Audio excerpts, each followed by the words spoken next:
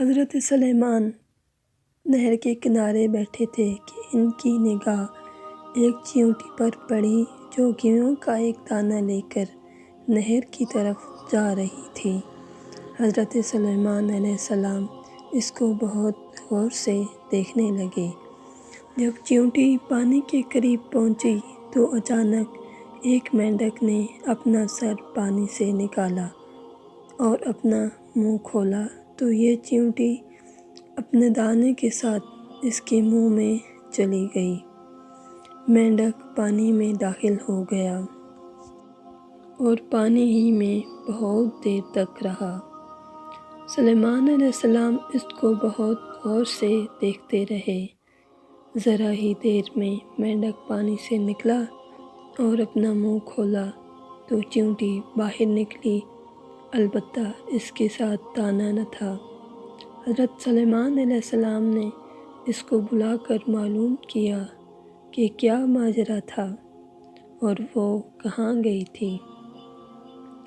اس نے بتایا کہ اے اللہ کے نبی، آپ جو نہر کی تہہ میں ایک بڑا کھوکھلا پتھر دیکھ رہے ہیں، اس کے اندر بہت سے اندھے کیڑے مکوڑے ہیں۔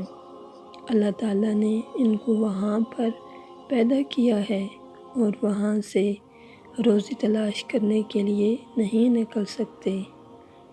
اللہ تعالیٰ نے مجھے اس کی روزی کا وکیل بنایا ہے۔ میں اس کی روزی اٹھا کر لے جاتی ہوں اور اللہ نے اس مینڈک کو میرے لیے مسخر کیا ہے تاکہ وہ مجھے لے جائے۔ اس کے منہ میں ہونے کی وجہ سے پانی مجھے نقصان نہیں پہنچاتا۔ وہ اپنا منہ بند پتھر کے سوراخ کے سامنے کھول دیتا ہے، میں اس میں داخل ہو جاتی ہوں۔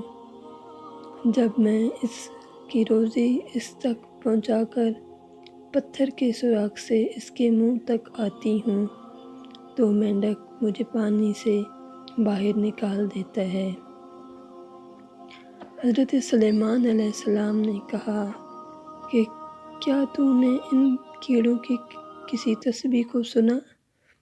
چیونٹی نے بتایا، ہاں، وہ سب کہتے ہیں، اے وہ ذات جو مجھے اس گہرے پانی کے اندر بھی نہیں بھولتا۔